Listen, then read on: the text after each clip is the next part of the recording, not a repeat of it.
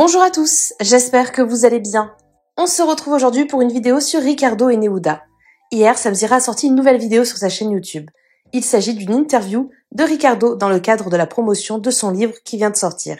Dans cet entretien, l'ex-candidat des Anges fait des révélations très choquantes sur son ex Nehuda.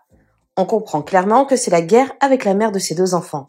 Si Ricardo reconnaît ses excès de colère, il dément l'avoir menacée avec une arme mais admet l'avoir poussée. D'ailleurs, Nehuda aurait eu le crâne ouvert alors même qu'elle était enceinte de son deuxième enfant. Un enfant que Ricardo ne voulait d'ailleurs pas du tout. Il balance que Nehuda lui a fait ce bébé dans le dos et affirme également avoir à présent la garde exclusive de leurs deux enfants.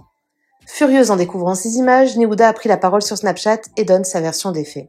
Elle fait de nouvelles révélations choc et explique pourquoi la garde de ses enfants lui a été retirée. N'hésitez pas à vous abonner à la chaîne si ce n'est pas déjà fait et à liker et commenter cette vidéo pour me soutenir. Merci beaucoup et à très vite pour une nouvelle vidéo. Est-ce que tu l'as menacée avec une Non, elle fait 50 kilos, j'en fais 100. Je crois que j'ai besoin d'une pour me défendre. Allô. En train de dire qu'elle ment. Non, c'est pas. Ça veut dire que non, par exemple sur cette scène-là de je lui ai ouvert la tête, etc. C'est à moitié vrai. C'est-à-dire? C'est à moitié vrai. La scène, je me souviens comment ça s'était passé. Elle m'avait fait une crise de jalousie pour je sais plus quelle raison. Elle m'a défoncé mes affaires. Quand je suis arrivé, je l'ai coursé. J'avais envie de lui mettre une baffe. Je te dis la vérité de toi à moi. J'avais envie de lui mettre une baffe. Donc je l'ai coursée. Elle s'est enfermée dans les toilettes. J'ai défoncé la porte des toilettes. Elle est tombée en arrière et elle s'est ouvert la tête. Elle a été à l'hosto. Ils lui ont fait un point de suture. Elle dit enceinte parce qu'elle aime bien mettre les grands mots. Elle était enceinte de 2 ou 3 semaines. Concernant les violences qu'elle dénonçait, Nehuda te concerne, t'as dit sa plainte a été classée sans suite et elle a été poursuivie par le procureur de la République pour dénonciation calomnieuse. Bien sûr, parce que tu sais, tout ce cinéma, elle l'a poussé à fond. J'ai vécu avec Nehuda 5 ans, très sincèrement, d'enfer. C'était 5 ans de pression, c'était 5 ans de menaces, c'était 5 ans de stress intense. Oh là là, aujourd'hui Ricardo, le papa de mes enfants, a fait la seule chose qu'il ne fallait pas qu'il fasse. Diffamer publiquement, ce qui va me permettre d'enfin l'attaquer en justice, chose que j'aurais dû faire depuis longtemps. Bon, ne soyons pas dupes, il sait très bien ce qu'il fait, c'était la seule solution qu'il avait pour qu'on parle de lui, et qui d'autre que moi pour le faire briller. Je ne rentrerai malheureusement pas dans un clash avec lui, car je ne me salirai plus, ni moi ni mes enfants, car quelle bassesse à notre âge d'encore parler de sujets si sensibles et si privés sur les réseaux sociaux. J'ai cherché la paix avec lui si longtemps, même s'il ne nous l'accorde pas, j'en ai fini avec la haine encore plus publiquement. Protégeons la seule chose que nous avons en commun, et qui est le meilleur de nous, nos enfants. Mais je tiens quand même à rectifier des faits importants. Ricardo parle du jour où il m'a ouvert le crâne en disant « Elle est tombée en arrière et sa tête a tapé contre quelque chose ». Non, Ricardo, tu m'as frappé à coups de poing dans la tête et tu m'as ouvert le crâne. Le lendemain, tu m'as acheté une montre. Puis tu m'as désinfecté les poings, que 2 points, tous les jours. Il y a des témoins et des conversations entre nous aussi qui le prouvent. Je n'ai jamais porté plainte pour ça. Ensuite, il ne voulait pas de deuxième enfant. Oh là là, en l'écrivant, je me rends compte de la honte pour moi de me justifier sur ça. C'est tellement intime.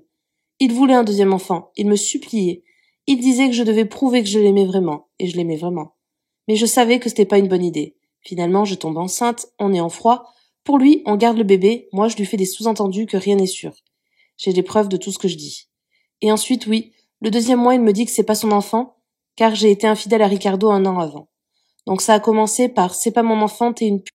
Puis ça a fini en avorte, j'en veux pas, etc. Là oui, à ce moment-là, il n'en voulait plus. Sauf que moi, et ça je sais pas qui pourra le comprendre, mon bébé ça y est, il était en moi. C'était mon enfant, ma chair, mon tout. Impossible qu'on me l'enlève, et impossible qu'on me force à le faire. J'ai gardé mon fils, celui que Dieu m'a donné. Et seul lui sait l'amour qu'un fils porte à sa mère. Et Dieu merci, aujourd'hui j'ai mon fils. La 2e plus belle chose qui me soit arrivée dans ma vie. Et c'est la preuve que mon choix et mon chemin étaient le bon. 6 mois après la naissance de mon fils, j'ai quitté Ricardo pour toujours.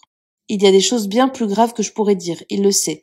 Mais hors de question que mes enfants soient une fois de plus un dommage collatéral. Dans ce qu'il dit, il y a beaucoup d'autres choses fausses, de choses modifiées, arrangées, dites qu'à moitié. Mais rétablir la vérité me forcerait à mettre Ricardo dans une situation que je ne lui souhaite même pas de vivre. Donc c'est ok, je prends, j'accepte d'être la coupable encore, lol. Mais vous le savez, hein, j'ai les épaules, donc on va subir encore et puis ça passera, y a pire. 5 ans d'enfer, alors que je pourrais tellement en dire, mais à quoi bon? Quelques personnes savent que dans une histoire il y a 2 versions, et souvent 2 coupables, pas qu'un. Moi je ne lui jette pas la pierre et je ne rétorquerai pas, car ma guerre est finie, puisque la colère est partie. J'ai posé les armes il y a un moment déjà. On a complètement raté notre relation, c'est un fait. Mais j'aurais tellement voulu qu'on réussisse au moins la coparentalité pour nos enfants. Et j'ai, il me semble, tout fait pour. Quand je l'ai quitté, je lui ai demandé de fêter Noël avec nous, malgré la rupture.